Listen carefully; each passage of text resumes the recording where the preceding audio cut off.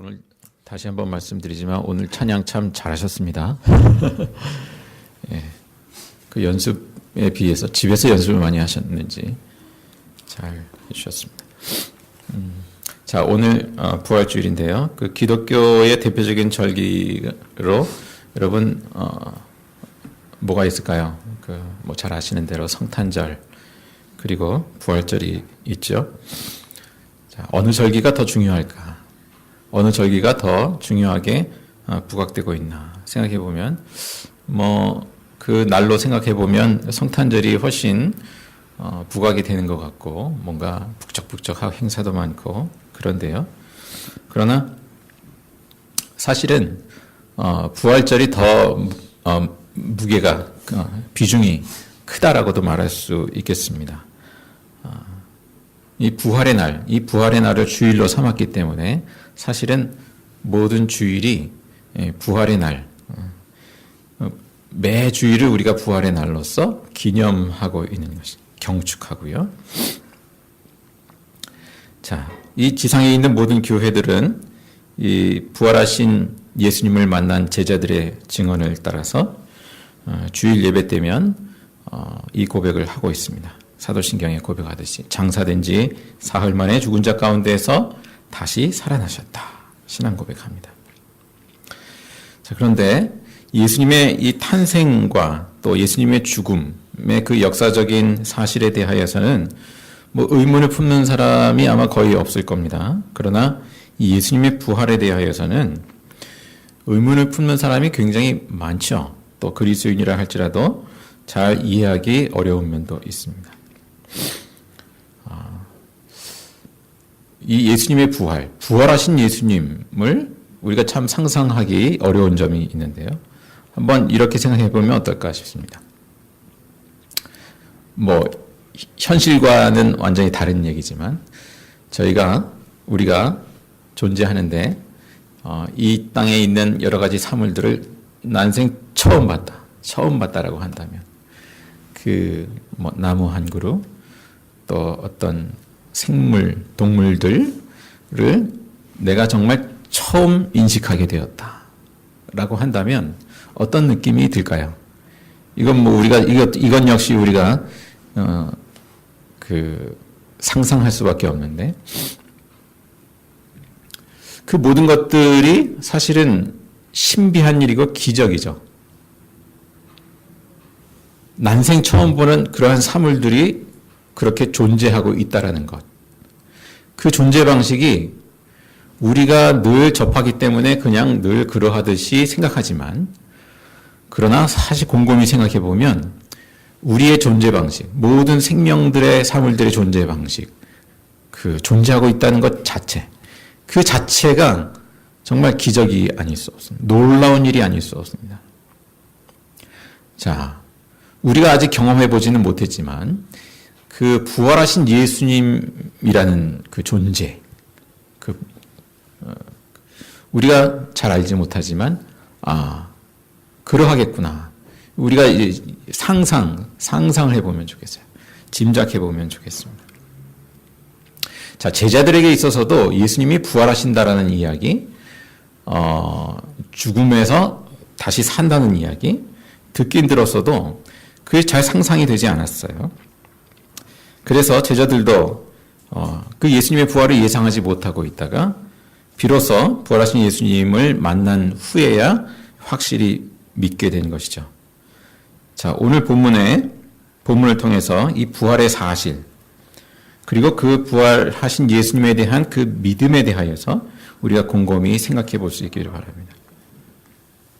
자, 오늘 본문에 보니까 우선 어떻습니까? 부활하신 예수님은 문이 닫혀 있는 공간에 그 물리적인 그 공간의 제약을 받지 않고 제자들 가운데 나타나시죠.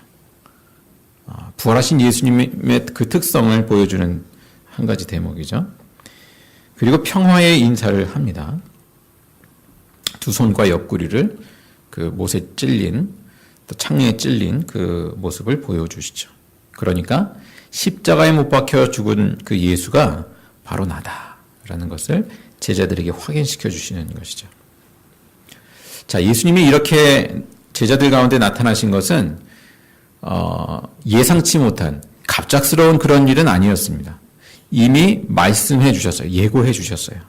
우리가 한 대목을 찾아 읽어보겠습니다. 요한복음 16장 앞으로 거슬러 가서요. 16장 16절입니다. 자, 16장 16절 함께 읽습니다. 조금 있으면 너희는 나를 보지 못할 것이다. 그러나 또 조금 있으면 나를 볼 것이다. 예. 그리고 그 다음에 20절부터 22절까지를 읽겠습니다. 20절부터 22절 시작. 내가 진정으로 진정으로 너희에게 말한다. 너희는 울며 애통하겠으나 세상은 기뻐할 것이다. 그러나 너희가 근심에 쌓여도 그 근심이 기쁨으로 변할 것이다. 여자가 해산할 때에는 근심에 잠긴다. 진통할 때가 왔기 때문이다. 그러나 아이를 낳으면 사람이 세상에 태어났다는 기쁨 때문에 그 고통을 더 이상 기억하지 않는다. 이와 같이 지금 너희가 근심에 쌓여 있지만 내가 다시 너희를 볼 때에는 너희의 마음이 기쁠 것이며 그 기쁨을 너희에게 빼앗을 사람이 없을 것이다. 아멘. 예. 자, 지금 현재는 근심 가운데 너희들이 있지만 조금 있으면 다시 나를 보게 될 것이다. 그때는 그 기쁨을 너희에게서 빼앗을 사람이 없을 것이다. 말씀합니다. 이제 예수님이 부활하셔서 다시 나타나실 것을 예고해 주시는 말씀이죠. 자, 과연 오늘 본문 20절 말씀에 보면 이 부활하신 예수님을 본 제자들이 기쁨으로 반응합니다. 기뻐하였다라고 했습니다. 그리고 이 기뻐하는 제자들에게 예수님은 평화의 인사를 전하시죠. 평화를 전하십니다. 자, 부활하신 예수님과 만날 때 그 예수님과의 만남 속에 비로소 기쁨과 참된 평화가 우리에게 임하는 것이죠. 예수님께서는 우리를 바로 그러한 길로 인도하십니다. 자, 이런 생각이 혹시 들 수도 있을 것 같아요. 야, 나도 부활하신 예수님 만나면 제자들처럼 확실히 믿을 텐데, 기쁠 텐데, 야, 불공평하다. 누구는 만나고 누구는 만나지 않고. 네? 그런 생각을 해볼 법도 할 것 같아요. 그런데 다음에 이어지는 내용이 뭔가요? 도마의 이야기가 나오는데요. 그러한 생각을 바꾸어 주죠. 자, 도마는 원래 부활하신 예수님을 보았다는 그 동료들의 말을 믿지 못했습니다. 이 목격담만으로는 못 믿겠다라는 거죠. 내가 직접 눈으로 봐야 된다. 만져봐야 된다. 했습니다. 그런 내용이 이어지고 있죠. 그 의심 많은 사람들, 우리들을 대변해주는 사람, 이 도마입니다. 근데 8일이 지나서 26절에 보니까 이 도마와 다른 제자들이 함께 있을 때 부활하신 예수님이 나타나시죠. 이때도 문이 잠겨 있었습니다. 근데 예수님이 그 가운데로 들어오셨습니다. 평화의 인사를 전하시고 도마에게 말씀하시죠. 예수님은 도마가 품은 생각과 마음을 이미 알고 계셨습니다. 내 손가락을 이리 내밀어서 내 손을 만져봐라. 내 손을 내 옆구리에 넣어봐라. 그래서 의심을 떨쳐버리고 믿음을 가져라. 이때 도마가 고백을 하죠. 나의 주님, 나의 하나님. 사실 도마는 만져보지 못했어요. 만져보지 않았어요. 그러나 그 부활하신 예수님을 맞닥뜨리면서 예수님이 어떠한 분이심을 보게 됐습니다. 깨닫게 됐습니다. 나의 주님이십니다. 나의 하나님이십니다. 29절의 말씀이 핵심이죠. 예수님이 도마에게 너는 나를 보았기 때문에 믿느냐? 나를 보지 않고도 믿는 사람은 복이 있다. 자, 어떤 기적을 보고 믿음에 이를 수도 있습니다. 부활하신 예수님을 체험했기 때문에 믿을 수도 있습니다. 그러나 예수님은 기적에 근거하지 않고도 또 부활하신 예수님을 보지 않고도 믿음에 이르는 것을 더 복된 것으로 제시하고 있습니다. 그럼 어떻게 그러한 믿음에 이를 수 있단 말인가? 이어지는 30절, 31절에 보시면 기록된 말씀을 통해서 부활하신 예수님을 믿는 믿음에 이르게 하시죠. 30절, 31절을 다시 한번 읽겠습니다. 예수께서는 제자들 앞에서 이 책에 기록하지 않은 다른 표징도 많이 행하셨다. 그런데 여기에 이것이 남아 기록한 목적은 여러분으로 하여금 예수가 그리스도요 하나님의 아들이심을 믿게 하고 또 그렇게 믿어서 그의 이름으로 생명을 얻게 하려는 것이다. 예. 자, 예수님이 그리스도이심을 증거하는 여러 가지 표징들 등등 예수님의 생애를 기록한 말씀 통해서 믿음에 이르게 하신다는 거죠. 그리고 그 믿음을 통해서 예수님의 생명을 얻게 하십니다. 자, 이렇게 기록된 말씀의 증언을 통해서 부활하신 예수님을 믿고 예수님이 참 그리스도여 하나님의 아들이심을 믿는 사람은 복이 있는 사람이다 라고 증언하고 있습니다. 자, 그렇다면 이 부활하신 예수님을 만나는 이 기적의 경험, 이런 것은 전혀 필요 없는 것일까? 자, 역으로 말하면 이렇죠. 하나님의 말씀을 듣기 어렵고 읽기 어려운 그러한 삶의 조건 가운데 있는 사람들, 그러한 사람들에게는 이 부활하신 예수님을 만나는 체험이 참 소중한, 더 소중한 의미가 있죠. 이미 말씀드린 바 있습니다만 중동 지역의 많은 무슬림들이 예수님의 그 환상 체험을 통해서 회심하는 경우가 굉장히 많이 있습니다. 선교사들의 보고에 의하면. 왜 그럴까?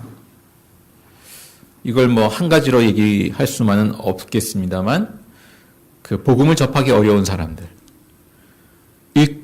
복음을 하나님의 말씀을 읽기 어려운 그런 삶의 조건 가운데 있는 사람들,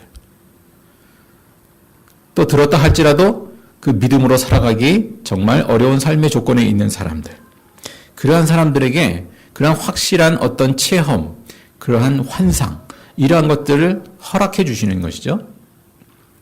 그래서 그 가족, 때로는 심한 박해를 받을 수 있는 그러한 상황임에도 불구하고 그 예수 그리스도를 고백하고 믿음의 길을 가는 사람들이 많이 있더라는 것입니다. 자, 그러나 우리는 일단 하나님의 말씀을 듣기도 하고 읽기도 할 수 있는 그런 삶의 조건 가운데 있습니다. 그렇다고 한다면 오늘 말씀에 의하면 어떤 신비한 이적, 어떤 특별한 체험, 이러한 것을 쫓아가면서 믿음 생활을 하는 것이 아니라 하나님께서 내게 이미 주신 말씀, 듣게 하시는 말씀, 그 기록된 말씀을 통해서 그 바탕으로 믿음을 세워갈 수 있도록, 살아계신 주님, 부활하신 예수님을 만날 수 있도록 하라는 것이죠. 우리가 예수님을 만난다라고 하는 것은 기록된 그 말씀을 통해서 하나님을 만나는 것이죠. 주님을 만나는 것이죠. 이 말씀이 내게 주시는 주님의 말씀이구나. 그 말씀을 우리 가운데 새기는 것이죠. 자, 기독교 신앙은 결국 예수님의 십자가와 더불어 이 예수님의 부활 이후에 발생하게 됩니다. 그 이전까지는 기독교 신앙이라고 말하기 어렵습니다. 예수님의 십자가를 경험하고 예수님의 부활을 경험하고 그 부활의 예수님을 영접한 후에야 우리는 그리스도인이 됩니다. 자, 도마가 부활하신 예수님을 맞닥뜨리고 나의 주님, 나의 하나님이라고 고백했듯이요. 우리도 마찬가지죠. 우리가 처음 이제 예수를 믿는다고 하고 세례 받을 때 사실 다 고백은 하긴 하지만 사실 그때 사실 이제 믿음의 첫걸음을 내딛는 것이죠. 이렇게 표현할 수 있을 것 같아요. 그때의 신앙 다 다르겠습니다만 처음부터 막 그런 분도 있겠습니다만 상당수의 저를 비롯한 상당수의 사람들은 세례 받을 때 나의 구원자 예수 그리스도를 나의 구주로 그렇게 고백하지만 나의 주님으로 삼지는 못한다. 물론 주님이라고 고백을 합니다. 그러나 그 삶의 패턴은 이미 익어온 대로 우리가 살아가거든요. 내게 익숙한 대로, 내가 원하는 대로. 내가 예수님의 은혜로 구원은 받지만 내가 주님으로 모시지는 못하는 거예요. 그렇게 살지는 아직은 못하는 거예요. 예수님이 주님이라고 하기에는 아직은 내 뜻대로 하는 게 너무 많고, 또 예수님이 주님이라고 한다면 내가 너무 속박받는 것 같아요. 불편할 것 같아요. 마치 사춘기 자녀처럼 뭔가 예수님한테 필요한 것을 타고 싶긴 한데 순종할 마음은 잘 없는 그러한 과정을 겪지 않나. 우리가 기도하는 것도 마찬가지죠. 내가 예수 그리스도가 나의 주님이 되기 전까지는 어떤 기도를 합니까? 대부분 내가 원하는 것을 나를 중심으로 해서 기도해요. 그러나 예수님이 주님이 된 이후에는, 그럴 때에는 이제 하나님의 말씀을 들으려고 하죠. 내가 이야기하는 것을 넘어서서 하나님의 말씀을 들으려고 하죠. 내 뜻이, 내 원하는 것이 있지만 하나님의 원하시는 것이 무엇인가를 더 귀 기울이고 그것에 나를 조율하죠. 그것이 예수님을 나의 주님이라 그 고백하는 그 믿음의 삶이라 할 것입니다. 우리는 어디까지 와 있을까? 한번 생각해 보십시오. 이 복음서에 보면 제자들이 변화되어 가는 과정이 나타나죠. 처음에는 랍비, 스승으로, 또 메시아로. 메시아는 메시아인데 그 지상적인 의미에서의 그 메시아, 그리스도로 이제 바라보고, 그러다가 우리가 생각한 그 메시아관과는 다른 메시아, 그리스도시구나 라는 것을 점점점 눈뜨게 됩니다. 그리고 예수님의 십자가와 부활을 지나고 나서야 비로소 진정한 의미에서의 나의 주님, 나의 하나님이라는 고백을 하게 되죠. 우리도 그 과정 속에 있다라고 여겨집니다. 예수님을 고백하지만 아직은 부분적으로 알고, 부분적으로 깨닫고, 우리가 정말 진정한 의미에서 나의 주님, 나의 하나님, 또 우리의 삶의 실제에 있어서도 진정 예수 그리스도를 나의 주님으로 모시고 살아가는 삶. 그게 부활 신앙이죠. 자, 부활하신 예수님을 맞닥뜨릴 때 오늘 말씀에 보니까 그때 비로소 보냄받은 자로서의 삶이 시작됩니다. 21절 하반절 말씀을 보시면 아버지께서 나를 보내신 것 같이 나도 너희를 보낸다. 자, 부활하신 예수님께서 제자들에게 이제 파송의 말씀을 하시는 거죠. 그리고 이어지는 22절 말씀에는 성령을 받으라 말씀합니다. 자, 이 보냄받은 자의 삶, 이것은 내 의지와 능력으로 사는 삶이 아니고 성령의 인도하심을 따라서 성령의 능력으로 사는 삶을 의미하는 것이죠. 성령이 아니고는 이 보냄받은 자의 삶, 그리스도인의 삶은 성립되지 않습니다. 자, 그래서 우리가 이제 부활절을 맞이하여서 새롭게 예수님의 부활을 고백합니다만, 부활하신 예수님이 성령으로 우리와 함께 하신다는 그 고백이 함께 가지 않으면 이 부활의 고백은 반쪽이 되죠. 우리가 부활신앙으로 산다라는 것, 그것은 성령으로 부활하신 예수님이 나와 함께 하신다라는 그 고백과 동전의 양면처럼 맞물려 있습니다. 성령을 따라서 살아가는 삶.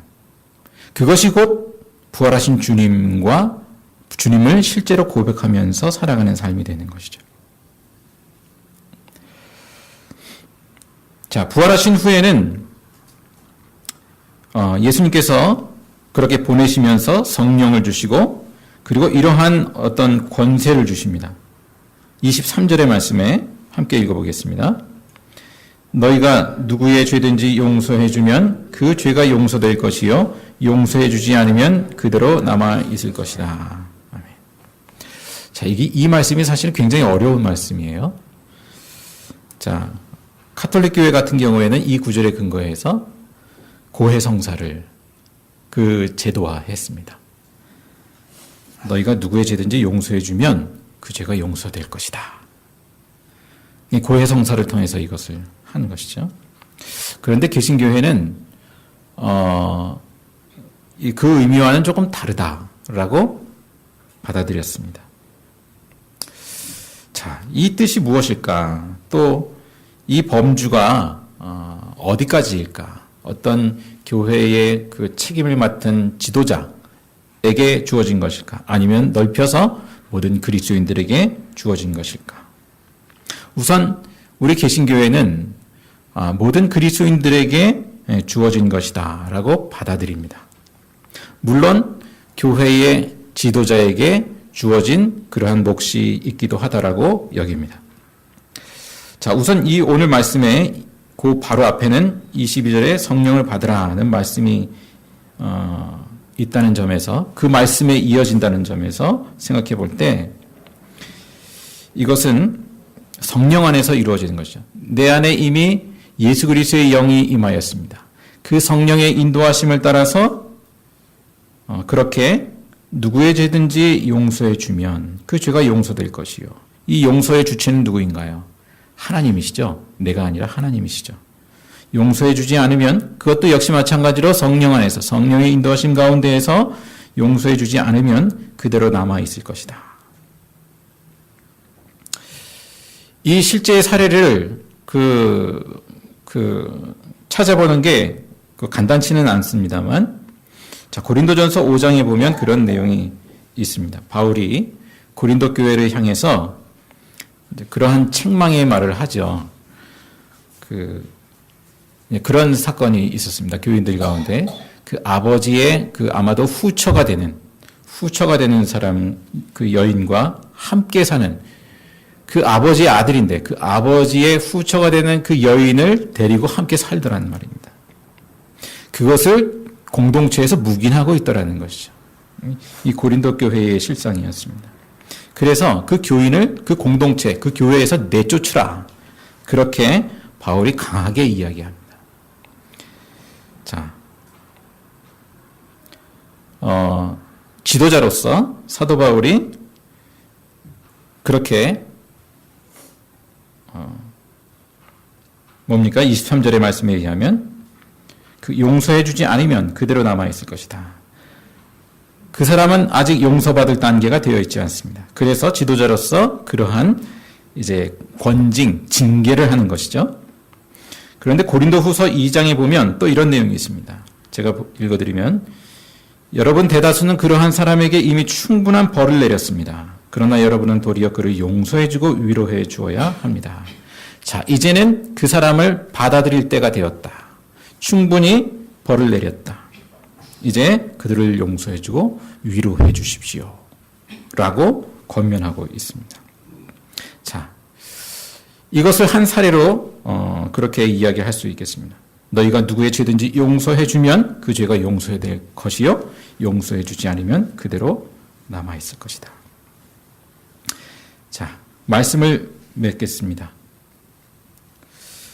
십자가에 죽으시고 부활하신 예수님, 그 예수님을 우리가 정말 나의 구주요, 나의 주님으로 진정으로 영접할 수 있기를 바랍니다. 그리고 우리가 어떤 삶의 자리에 있을지라도 이 부활하신 주님이 성령으로 우리와 함께 하신다. 그 믿는 자 속에 함께 하신다. 그리고 그 믿음으로 이기게 하신다라는 것. 그것을 신뢰하고 성령을 의지하는, 성령의 인도하심을 따라가는 그러한 삶을 살아가십시오. 자, 예수님은 오늘도 바로 그와 같은 사람들에게 평화를 예비해 두십니다. 기쁨을 예비해 두십니다. 우리 모두를 바로 그와 같은 길로 인도해 주실 것입니다. 기도하겠습니다.